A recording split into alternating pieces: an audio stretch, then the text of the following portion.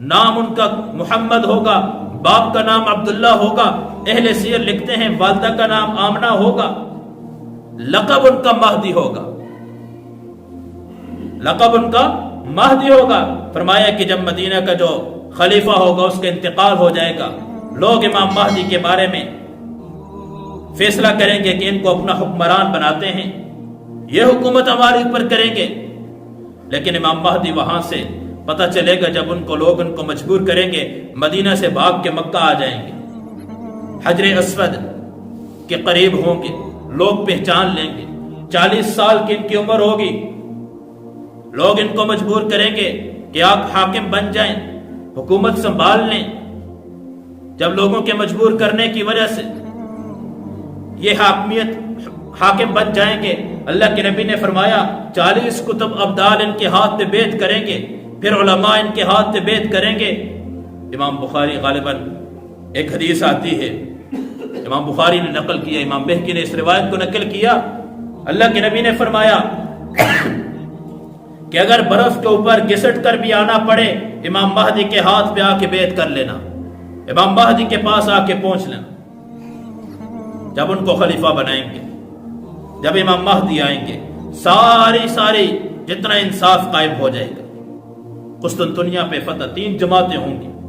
ایک جماعت بھاگ جائے گی، اللہ کے نبی نے فرمایا اللہ اس کی توبہ کو قبول نہیں کریں گے۔ ایک جماعت ہوگی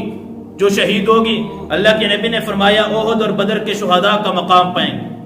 اور ایک جماعت ہوگی جو فتح حاصل کرے گی، قسطنطنیہ پہ حملہ کریں گے، اللہ ان کو فاتح بنائیں گے۔ وہاں سے دمشق کے اندر، شام کے اندر، دمشق جامع مسجد کے اندر امام مہدی ہوں گے، 7 سال حکومت کر لیں گے۔ حضرت عیسیٰ علیہ السلام کا نزول ہوگا۔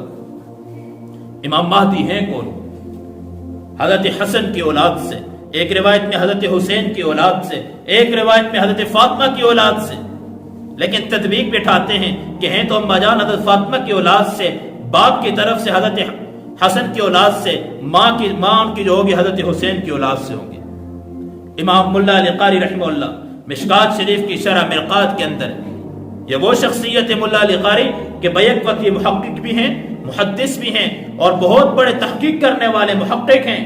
اور محدث ہیں اور مورخ بھی ہیں۔ یہ لکھتے ہیں، کہتے ہیں کہ اللہ نے امام مہدی کو حضرت حسن کی اولاد میں کیوں پیدا کیا؟ حضرت حسن کی اولاد کے اندر اللہ نے امام مہدی کو پیدا کیا۔ فرماتے ہیں کہ حضرت تمام انبیاء حضرت ابراہیم کی اولاد ہے۔ ابراہیم علیہ السلام کے 2 بیٹے حضرت اسحاق، حضرت اسماعیل۔ حضرت اسحاق علیہ السلام سے بنی اسرائیل کی پٹی چلتی ہے، حضرت بنی اسرائیل کے جتنے انبیاء ہیں حضرت اسحاق علیہ السلام کی اولاد ہے، اور نبی علیہ السلام حضرت اسماعیل علیہ السلام کی اولاد ہے۔ کہا کہ کتنے انبیاء حضرت اسحاق علیہ السلام کی نسل کے اندر آئے، آگے اولاد کے اندر آئے،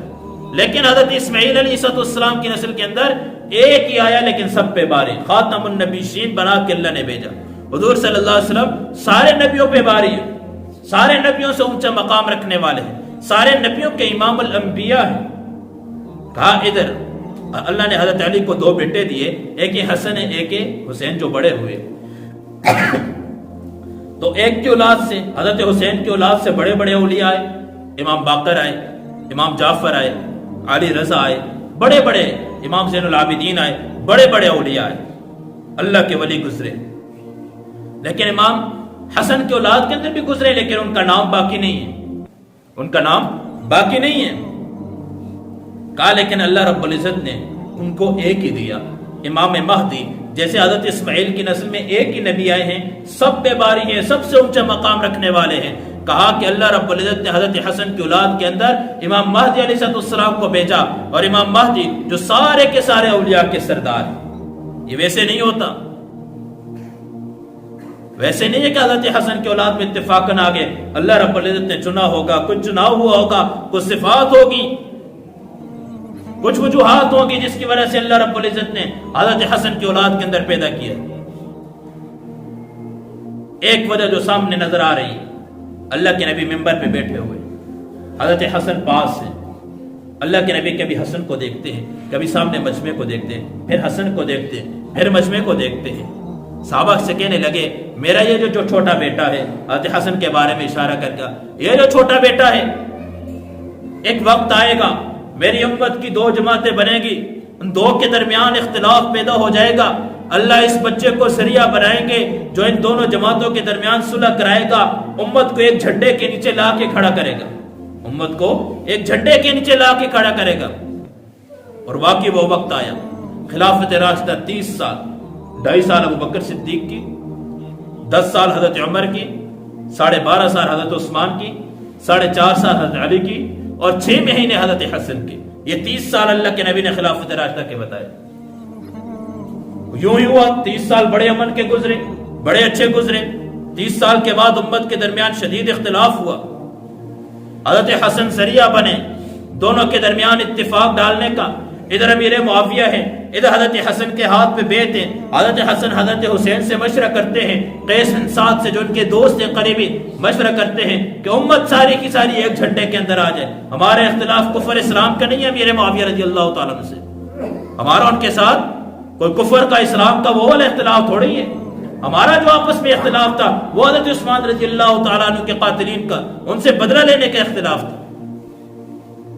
کام اکٹھے ہوتے ہیں، نہیں تو دونوں طرف سے بہت بڑا صحابہ کا نقصان ہو جائے گا، امت کا بہت بڑا نقصان ہو جائے گا۔ کہا ٹھیک ہے، گئے امیر معاویہ کے پاس، اپنی خلافت کو چھوڑ دیا، ان کے ہاتھ پہ بیعت کر دی، حضرت حسین نے بھی بیعت کی، قیس بن سعد نے بھی بیعت کی، تینوں بیعت کر کے آگے، اور سارے کے سارے لشکر کو بڑے بڑے ان کے باتیں بھی دل میں، خیالات بھی آئے ہوں گے۔ کہا جب ہم نے بیعت کی امیر معاویہ کے ہاتھ پہ، تم بھی بیعت کر دو، امت کے اندر سے اختلاف کو ختم کر دیا۔ تو اللہ رب العزت نے حضرت حسن کو بدلہ تو دینا ہی ہے، آخرت کے اندر تو بدلہ ہے ہی ہے، دنیا میں یہ بدلہ دیا کہ حسن تو نے امت سے اختلاف کو ختم کیا، امت کو ایک جھنڈے کے نیچے لا کے کھڑا کیا ہے، تجھے دنیا میں یہ بدلہ دوں گا، تیری نسل کے اندر امام مہدی کو ساری دنیا کی حکومت عطا کروں گا،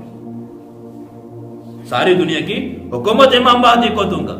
دمشق کی جامع مسجد کے اندر ہوں گے، حضرت عیسیٰ علیہ السلام کا نزول ہوگا،